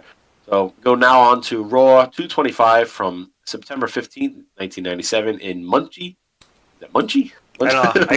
I saw this. I was like, where the fuck is Muncie, Indiana? Yeah, Muncie, Indiana. Yeah, I assume that's how you say it. That's how I said it. Yeah. So they're in Muncie, Indiana. It's taped. It's taped the night after the What's previous the capital Raw. of Indiana? The fuck's in Indiana? It's in. Oh yeah, Indianapolis. Stupid question. What's another famous town in Indiana? French Lick. Isn't that where Larry Bird's from? Yeah, French Lick. Yeah. That's like it though. Muncie. The fuck. Indiana. And it's taped. Suckers couldn't even go on live TV. But there's some good shit that happens in the episode. Yeah, it is. It's actually a really good episode. All right, so we're going to first start off with an audio clip of Steve Austin's right at the beginning of the show, 8 minutes in, and take a listen. Talk about it after. Yes, now Stone Cold Steve Austin, and Mr. Austin, you make quite an impression here with Sergeant Slaughter last week. I wonder what's on your mind here this week. What's on my mind? There ain't nothing on my mind but whipping anybody's ass that gets in my way. Steve Austin does what he wants when he wants, so if you want to be specific, ask the damn question, or I'll come out there and dump you on your damn head again. Hey, Steve, this is the king. I got something I want to tell you. I think you ought to know about this. Owen Hart has said that he's got a big surprise in store for you tonight. Well, I appreciate the information there, King, but as far as Owen Hart's big surprise, I really don't care because there ain't nothing Owen Hart can do to intimidate me or hurt me any more than he's already done. Bottom line is he's got one hell of a payback coming, and that's the bottom line. All right, Mr. Austin, thank you very much. And we'll hear more from Mr. Austin a little bit later here tonight. Yeah, Ross, did you see how cordially he reacted to me? If you treat the man like a human being, he'll act all right. All right, so that wasn't much of an interview, only a minute. Just a little backstage clip about Austin's going to be talked to later on in the show. Jerry Lawler's going to interview him later, and they just want to bring up to him that Owen Hart has a surprise, and Austin's like, I don't care, surprises, whatever. Yeah. So he's no selling everything. Like, yeah, big whoop, I don't care. Yeah, the only thing on his mind right now is whooping anyone's ass who gets in his way. Right. Anybody that tells him that he can't fight. Yeah. Gonna get stunned. So Owen Hart has hell to pay, he says, and then at the end, the very end, Jerry Lawler's like, "See how cordial he was to me. You treat him like a human being, and he'll be all right." So Lawler says that to JR, and that definitely was foreshadowed. I was like, I had forgot who got stunned and everything and all that, but I was like, Jerry Lawler's getting stunned. Yeah. Yep. Because he don't say that. He's like, see, be nice to him now. And I think you also can say, pretty confidently that during this time, I remember watching and knowing this shit was going to happen. Like after the first stunner, you knew that he was just going to start laying people out, and you looked forward to it, and that was kind of like the build. Yep. And this obviously becomes a major trademark of his character, is just stunning people randomly. Yeah, probably might be the biggest trademark of his character. I mean, the move, the kick and the stunner. Kick to the gut, the stunner, drinking the beer, give me the hell yeah. Middle fingers. Middle fingers, yep. So, many. No wonder why he's so huge. He had so many different trademarks. Fucking everything. He had hand signals. All types of shit. Yeah. So, we now go to that interview with Jerry Lawler, which is at 48 minutes and 30 seconds, and it goes for about 5 minutes. So we're going to play that clip for you first, and then we'll talk about it after you hear it. Take a listen. There's obviously only one Stone Cold Steve Austin in the World Wrestling Federation. And Stone Cold, the way the World Wrestling Federation has been treating you lately is a crying shame. And that's why I almost had to have my smile surgically removed from my face when I saw you deliver the Stone Cold Stunner, the big fat JR sitting over there. Nobody ever deserved it any more than him. It was a thing of beauty. Well, I say nobody ever deserved it any more than him. But then that brings to mind what you did to that big, bulbous chin Commissioner Slaughter when you dropped him with the stunner. That was beautiful. The only thing that I'm waiting for that you came within an inch of is when you put it on that Vince McMahon, and anybody deserves it. He deserves it. But right now, I know you got some words that you want to say to Mr. Owen Hart. We're going to get to Owen Hart, but let's go ahead and look at Jim Ross, a little sour puss right there on his face. Yeah. You happen to be at the wrong place at the wrong time, and that's a crying shame. So you sit there with your little pathetic cowboy hat on, and I won't do it again.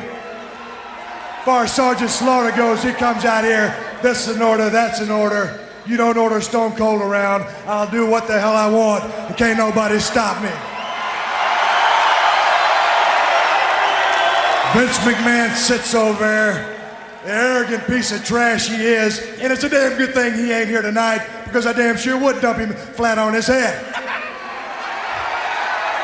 Owen Hart, you got hell to pay, son. I started the ball rolling right now. All I'm doing is playing with you, because with a snap of my fingers, I could take your ass right out.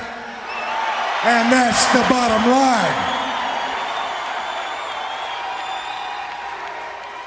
As a matter of fact, the whole damn Hart Foundation still has hell to pay as far as I'm concerned. Hey. Uh-oh. Why don't you people just shut up for a second and let us speak? You know, up in Canada, we got a name for people like you. We call them hosers. I waited a long time to say that. Listen, Steve Austin, the World Wrestling Federation can't put a stop to you and the crap you're trying to pull. But the Hart Foundation, we've had it up to here with you, coming in the ring. You come in the ring every night with some kind of a weapon in your hands. And we have had enough. So we are going to put a stop to it. Do your job, sir. I want you to listen up, Austin. For once, we have taken the American justice system and used it to our advantage. Because what you are about to be served with is called a TRO. And in layman's terms, that's a temporary restraining order. And what that means is you cannot come within 100 feet of me. And if you do, your ass is going behind bars. And that is exactly where an animal like you belongs, behind bars, son.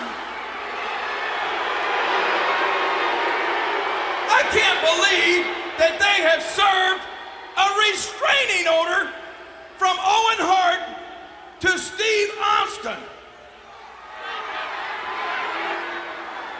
A restraining order, that's filed in a court of law. That says that you cannot come within 100 feet. What kind of a deal is this? You can't put up with this, Stone Cold. You gotta put the stunner. Oh my! Lawler just got it. Lawler just got the stunner, and there goes the crown. The king is down. The rattlesnake has struck again. Nobody is safe. The king is down. Oh, my. Okay, so there you had it. So it started off, and you didn't see this because it's an audio clip, of course.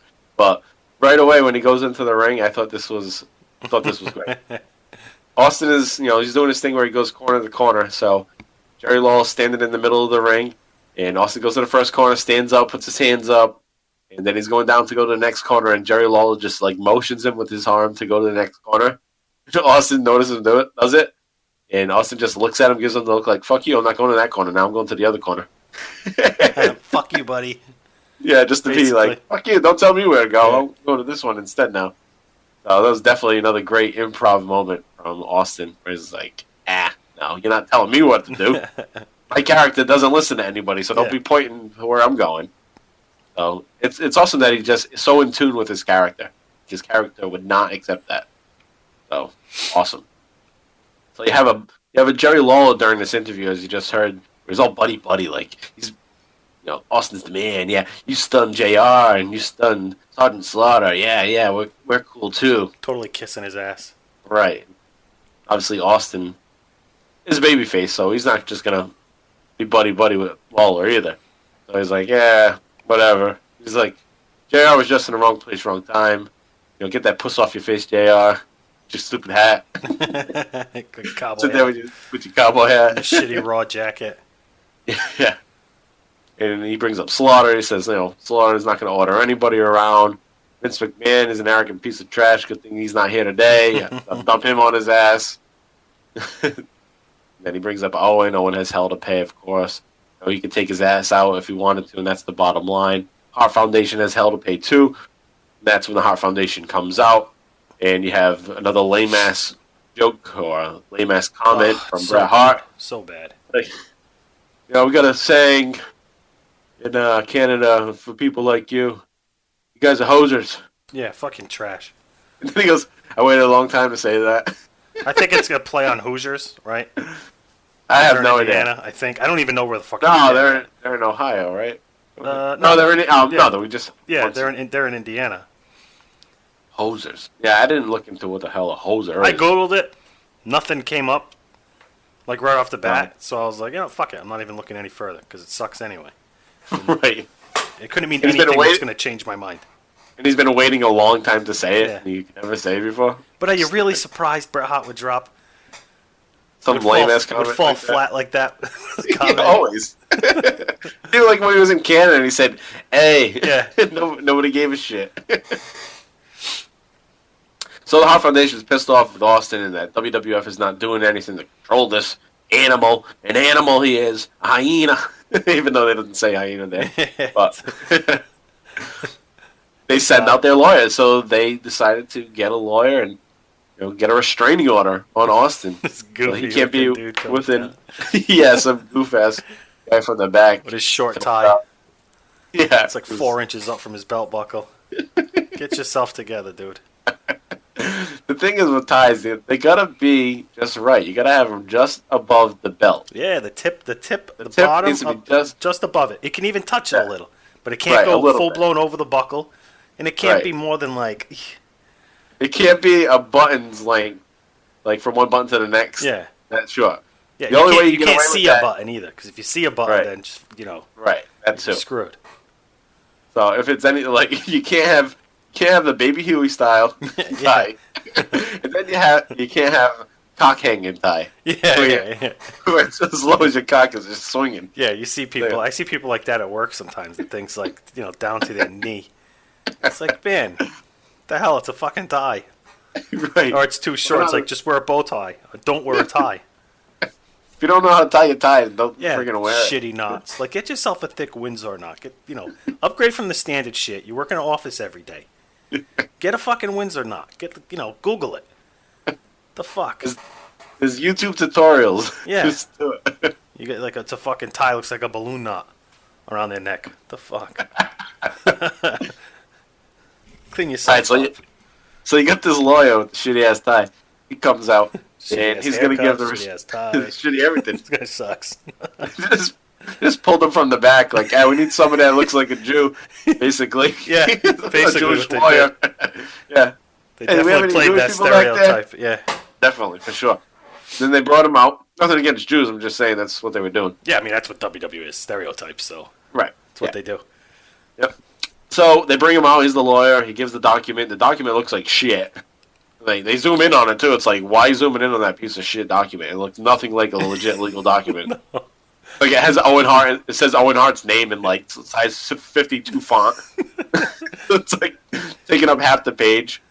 Restraining order. It's like bold words at the top. Restraining order.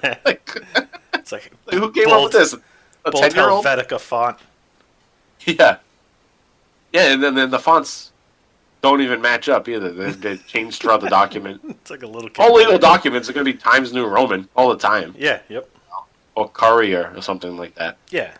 Something basic. But yeah, that was a shit ass document. So check out my Comic Sans MS. It's not like they don't know what official legal documents look like. They're up there their ass in legal documents. Why couldn't they just create one that legit? And they still have that issue today whenever they do the contract signings. Yeah. Like, these contract signings suck because you see the contract, like, that is not what the contract looks like. It looks like shit. It says, like, has SmackDown at the top of it. It'll say, like, SmackDown Live or Raw. It'll be in color. Too. Like, you can have color on legal documents. Idiots. Dumbasses. So he comes out with the shitty document. He can't be within 100 feet of Owen Hart. Austin's going to grab Lawler. So, actually, Lawler's, like, going on and on about it. He's like, you gotta stay away from Owen Hart, you know. Yeah. Another thing. That's getting closer and closer to Stone Cold. Closer and closer. And he even says, like, you need to give the stunner. And then Jerry Lawler takes the stunner. Yep. He, like, sets himself up, rests his fucking chin goes on his shoulder. Like right, because he's looking over his shoulder at the document. Yeah. And Austin just grabs him. Bang! Yeah. So you have victim number 3 there. Then the greatest part, though, after is he just punts Lawler's crown off the rim. Like a sweet kick, though. Yeah. It's funny, later on, he'll do it again. He won't punt it, but he does punt it again, but he punts it into the crowd. And then they zoom in. A kid grabs it, and then they zoom on to the kid wearing Jerry Lawler's crown. That's the first thing I would do. Oh, yeah, I think that's next week's episode. But anyway, so JR looks dead into the camera. Who's next? Is it Vince McMahon? Just gives it away. Like, no shit, it's Vince McMahon. Who's next? Vince McMahon? Yeah, you've been saying it for 3 weeks. We know. Right. It could be me. It could be you. What? It can't be me. It's not going to be me. You can't hit me. I'm a kid. I'm under 18. Yeah. I'm 14 years old. Yeah, what the fuck? And I'm not there. And I'm not going to the show. So it's not going to be me. Yeah, and he's not coming to Fall River. Right. So, after that segment, that ends, I had a little side note because they cut commercial, but they don't. And on the network, it doesn't cut the commercial right away either. It's just black screen. Then you can hear random audio.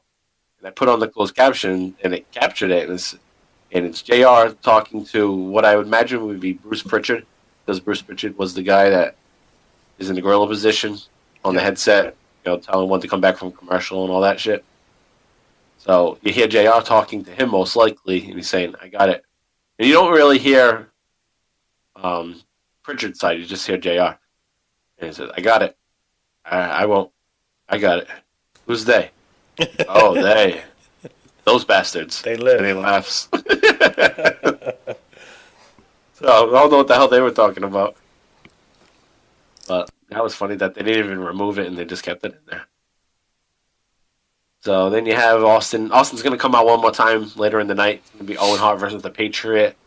Austin comes out through the crowd. This is at 1 hour, 5 minutes. And tears up the restraining order. It's like, yeah, fuck this piece of shit 10-year-old document. Not 10-year-old document, 10-year-old child created document. Yeah. Fucking and the Patriot's going to roll up Owen Hart and get the win. So Owen Hart's pissed off. He calls the police to come down. Austin runs through the crowd. Catch him. Whatever. But the major thing to come from this episode, where Vince McMahon is not around, is HBK is going to have that notorious promo with JR where he's doing the crotch chops, he's wearing the biker shorts, he's got socks on his nuts, make his dick look bigger. And he's doing the suck it. Yeah. What are you going to say? He's got, like, his hips, like, exaggerated forward the whole time he's in front of JR. So he's just being a big prick again, of course. Man not around to do anything about it or to hear anything in the back. And he even, like, shits on The Undertaker in his promo because The Undertaker had pre-recorded his promo on the Titantron. Yeah. So Undertaker wasn't really there either. And he's just, like, shitting on him. And they ended up cutting all that out. And what you see on this episode is not all the stuff that I'm just talking about. It's heavily edited. Right. Big time edited. This was a tape show from last week. So they cut all that out, and you wouldn't even notice really much at all. So, it's kind of like or you think you know something about something that happened, and you realize, oh, that's not exactly how it was. Because you would think that those crotch chops and him jumping in JR's face happened in that episode. It's like, oh, I saw that episode. It's like, no, you didn't. You didn't really see it. It didn't really play out that way. Those are clips that you saw later on, in different promos and stuff. When I was watching, I was like, where the hell is that? Don't tell me they cut that out. That's bullshit that they cut it out. I thought it was live, in that episode. It wasn't. So they just kind of like clipped it in or whatever. Yeah, they just show it. Eventually, when they come up with the DX video package promo, when they get their music, that's where they throw it into eventually. Those clips. Yeah. And then on the documentaries, too, they start to use the video of him crotch chopping JR right in the face. Jumping up and doing it in his face. It's crazy. But this was, Vince McMahon was obviously pissed about this, but he did take it as an opportunity to say, that's attitude. We need to have more people showing attitude, if we're going to turn things around. Did make a difference. Big moment in the change of attitude for WWF. Point. So now this leads us to today's main event, our main event, which is Raw 226 from September 22nd, 1997. This is the first ever Monday Night Raw from Madison Square Garden. New York. So they started with a nice recap about the history of the WWF in Madison Square Garden. Great package. Yep. Good footage there. Yep. Shawn Michaels has been announced as the new European champion. He does say on his promo the previous week that the European Championship is the only title that he hasn't had, and he wants all the titles. So at one night only in London, which was just a pay-per-view in London, it wasn't available in the United States at the time to watch. That's where it happened. That's where he won the European Championship. And who was the European champion? It was British Bulldog. It was Bulldog, yeah. Yeah. Bulldog. Yeah, so he wins it off Bulldog. And then you have Austin early on in the night saying, you can't have Raw in New York City without Steve Austin. Somebody's going to get their ass kicked tonight. So he's setting up, somebody's getting the stunner later tonight. And, it's going to happen very shortly at this point. So around 42 minutes into the show, you have Goldust in a match. And he's going to win by a DQ. He's actually going to lose. Sorry, he's going to lose by a DQ. Owen is celebrating in the ring. And Austin's going to attack Owen. And you have Austin with some new merch on. He's got that Terminator shirt. Sick shirt. Yeah, it's a cool shirt. I guess I guess I would call it the Terminator type shirt. It's Austin, but half his fit has that's what I call it. Skull. Yeah, and I figured that's what most people would call it. It's like a T1000 type. Right. No, well, T800. I don't know. My Terminator lore isn't what it used to be. Right. The Arnold Schwarzenegger one. Yeah. First one or the second one? Yeah, not one. Robert Patrick. Right, not that one. So you have the new shirt. You got the foam middle fingers. So this had to be the debut of some new merchandise at Madison Square Garden. Yep. So not a better place to debut some new merch than. Yeah, could have cashed in on that New York money. Right, exactly. So you see a whole lot of new shirts, and you got those middle fingers throughout the crowd. And the cops are going to come into the ring because Austin has a restraining order, so he's not supposed to be next to Owen Hart. And Vince McMahon is ripped shit. He's going to get up from the booth, and he's going to get on the apron, and he's going to be like, hey, what the hell's the matter with you? Why do you got to be this way? Don't break the law. Right? So we got that clip for you, and it's going to end the way you know it's going to end. Listen to how it plays out right here in this clip. Take a listen. No, wait a minute. Arrest him! Let him arrest him, McMahon! No. Yes! Let him arrest him! No, wait a minute. No. Doc, wait a minute. That's assault and battery, Ross. He assaulted a police officer. What's the matter with you? What's the matter with you? Get a hold of yourself. Arrest him! Just give me a minute. Just give me a minute.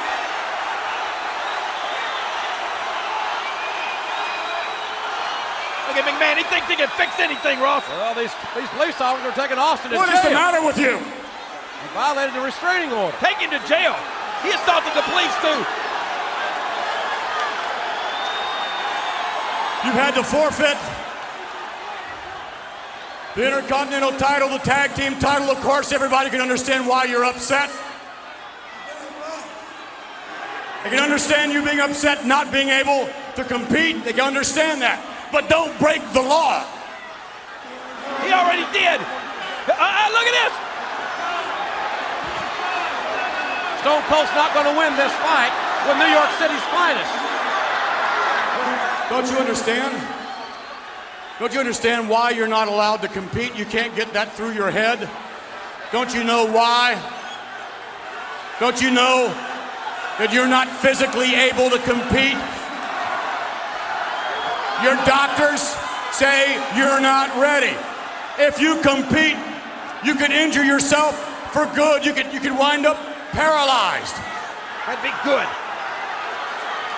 And the WWF is not going to stand by and let you do that to yourself. These people don't want you to wind up in a wheelchair.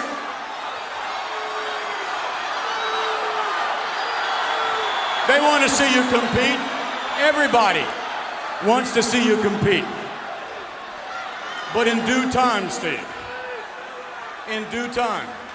Well, listen to McMahon. Get the violins Get a out. hold of yourself. Telling the truth. Makes all the sense in the world. Hey, you better be talking to those guys over there. I say put him in the slammer. Listen. Don't you know people care in the World Wrestling Federation? We care. They care.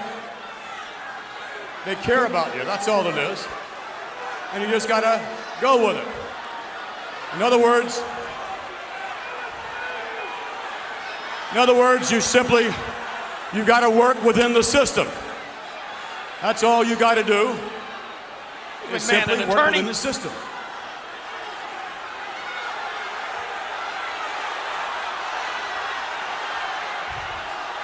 You know as well as I do that this is what I do for a living. This is all that I do, and can't nobody tell I ain't the best in the damn world.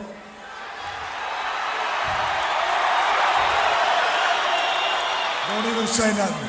Don't say nothing. Sit here and tell me to work within the system. You ain't the one sitting on your ass at the house like I am. But if that's what it takes to make you or the World Wrestling Federation happy, hell, I feel like Cool Hand Luke. I'll work within your stupid little system. That's all these people ask. I appreciate the fact that you and the World Wrestling Federation care. And I also appreciate the fact that, hell, you can kiss my ass.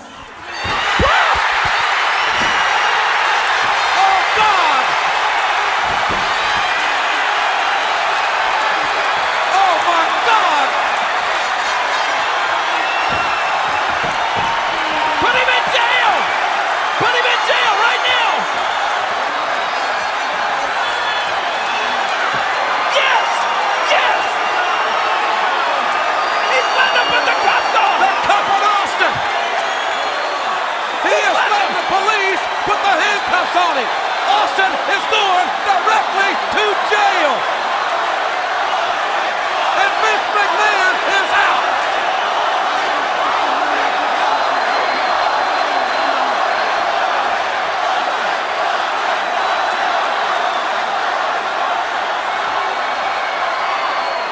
Look at this. Look at this.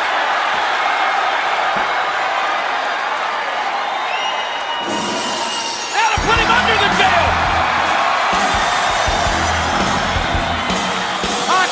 Believe this. He will be fired, won't he? Tell me he will be fired. I'll tell you what. How do you keep your job now? Austin doesn't give a damn if he's employed or not. He's fired. You gotta believe Austin is fired and he's on right, so there you had it. The stunner to McMahon, shivering like a freaking maniac in the ring after he takes that stunner like a floppy fish. Yes, he takes it awful, but then he goes, the selling bad. He acts like he's having a seizure.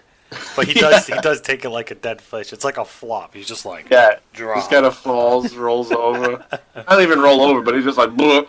Yeah, it's awful. If that was a sound to describe it, man, that's the best I could do. Bloop. Yeah, that works. That definitely works. And then he just shaking, convulsing. But leading up to that, as I said right before we played that clip, is Vince McMahon's like, "What's the matter with you? Da da da da. You shouldn't be breaking the law. You're not physically able to compete. We're not going to let you compete. We don't want you to be in a wheelchair." He's trying to play a sympathizer role here, protecting his performers, looking out for him, and he repeatedly uses the word "system," which is the trigger word, basically. Right. That kind of that's the wrong thing. Steve Austin. Yeah. Yep. Yeah, because Austin's quiet at that point, just listening. And then Vince McMahon says, "You need to work within the system." Yep. He's like, "System? Fuck you, system." Yeah, he says it like one or two more times, and but you're right. The first time he says it, you can. Yeah, you can tell he's like, "Eh." Yeah, you can one feel word it. to say to me. Yeah. Yep. So Austin then continues there. He's like, "This is all I do. I'm the best in the world at it." Then he goes on to, "I appreciate the fact that you kiss my ass." Yeah, then you get the stunner. So awesome, classic moment. Nice setup. Yeah, I mean, we know where it goes from here. It doesn't happen immediately like documentaries like the show and say that he gave the stunner and then it was balls to the wall feud with McMahon at this point. No, McMahon's in his way. He's the authority figure, but they're not about to have matches or anything yet against each other. No, this is way early on. Yeah, Vince McMahon throwing his hat into the game as far as being, as far as taking a bump. Yeah, and he's gonna be he's ended up being the ultimate heel, really. Right, it's gonna get to that point, but it's not gonna be that way. Nope. Right away. It's a nice build to it. Right, it's gonna build slowly, like most good things are. Yep, it adapts well over time. Yep. With everything else going on in WWF, which we're gonna cover. So. Right. Going through the weeks to come, you'll see this slow build to it. Yeah. Next week we're not talking about Austin versus McMahon. This is kind of it for a little while. Yeah. That's the most of it. They'll be here and there, and we'll see as we go through the rest of the story. Another cool thing is we got Austin handcuffed again. Yeah. And he gets double fingers again. He can't silence the fingers. And he's just pegging off McMahon and great shit right there. So that basically concludes our Austin information, and the main theme of this episode was the stunner. So week after week, starting with JR, to Sergeant Slaughter, then to Lawler, then finally McMahon, and it's all great because it's keeping Austin involved. Yeah, it's the ultimate payoff. Guy's not wrestling, and these Raws are amazing.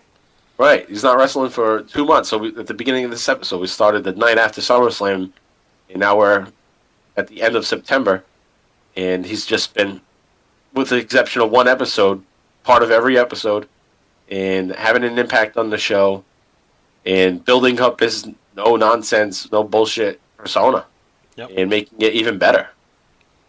So this period of time helps elevate Austin even more to another level, which seems impossible at this point, but it happened. Yeah, it gets even bigger. It's crazy. It's so good.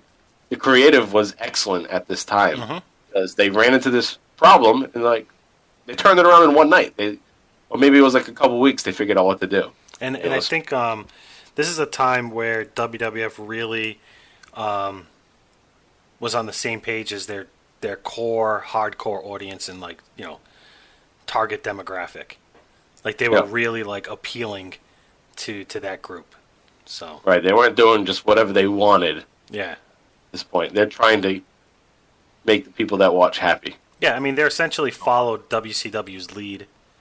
I don't think you can really argue against that. No. And just be more controversial. Yeah, and did it better.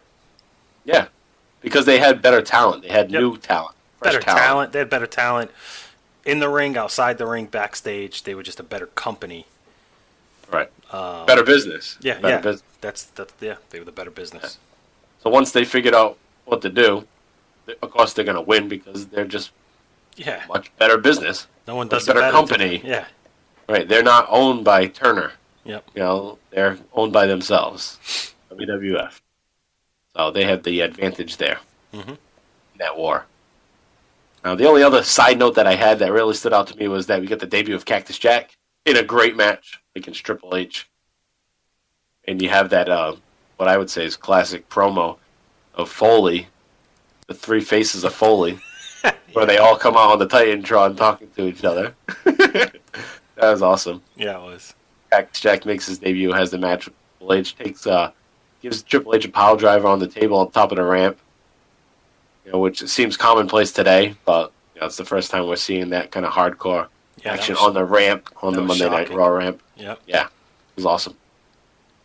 So that really concludes what we got here. We'll get into our final wrap-up here. Usually go through the house shows, but, Austin's injured, so he's not on any house shows other than just making run-ins and stuff. He's not having matches, obviously. Just jumps in and pops the crowd during these house shows. So nothing really to report there. JV, you have any final thoughts? I mean, we kind of just gave our final thoughts in all of this, but you have anything? I just have one more point to make here. At the end of Raw, at some point at Raw 226, as a result of Pillman, I believe, beating Goldust, he gets Marlena for 30 days, and we get a much different, more hotter and aggressive Marlena. Hotter, yeah. Yeah, if that's even possible. Clearly it was. But there's one scene, he's like carrying her and he's like lifting her shirt and you get like an ass shot, which is, a big deal when you're a teenager in the 90s. Yep. It was a big deal when I just watched it the other day too, so. It's funny how we just revert back to being teenagers as we get older. Yep. Oh yeah, that's still good. Like anything has changed. You're right, nothing changed. Yeah. Oh, I got a full-time job now. Right, that's mortgage, some other things. Yeah. That's about it. All right, so this brings us now, like I said, to our end here. And next week we'll be getting into. We got one more Raw of September to do. But then we're going to get through the month of October and early in November for the Survivor Series. I said this before, but these pay-per-views are kind of screwy. They're screwing with my format. They're not ending. The pay-per-views aren't at the end of the month. They're at the beginning of the month. Yep. So, anyway, not like it makes a big deal. But go through October, we get into the first week of November, and then we have the Survivor Series where Owen, Hart, and Stone Cold go at it again for the IC title. So we'll see that build-up happening from that point on, from this last Raw in September, where we're going to start to see more of the feud build up between Owen and Austin. Not that it hasn't been going on this whole time, because it has, but it's really going to get kicking into gear because now they know Austin's going to be able to come back and actually have that match. So we'll see that next week. Talk about that next week on episode 16, which we're calling Owen 316. And we titled it that because Owen Hart is going to be wearing his Owen 316 shirt starting next week. Going to come out like a big prick wearing that shirt. I just broke your neck on the back of it. All right, so stay tuned for that next week, next Wednesday. I want to give some shout-outs to our brother podcast, Talking Taker. Talking Taker breaks down the career of The Undertaker on a weekly basis every Friday. Sometimes Thursday you could find it. So either day, Thursday or Friday, catch the Talking Taker podcast. Like I said, breaking down Undertaker's career, just like we do here on the Bottom Line Wrestling Cast with Stone Cold's career. They've just been at it a lot longer than us, about 70 episodes in. They're currently going to be covering Backlash 2001. So their last episode they did was WrestleMania 17, X7. But this week they'll be covering Backlash 2001, where it's something that we'll eventually be covering. It's Undertaker and Kane versus Steve Austin and Triple H in a tag team title match. So we'll be interested in that, and we'll be talking about that probably next year by the time we get to 2001. And then so take a listen to Talking Taker. They get a lot of good shit, so go back into their archives and relive the career of the dead man. And then we have another friendly podcast here, is Booking the Territory, not Talking Taker. I just said that. Booking the Territory podcast, the unprofessional wrestling podcast. These guys break down shows of the NWA Saturday night episodes from the mid 80s.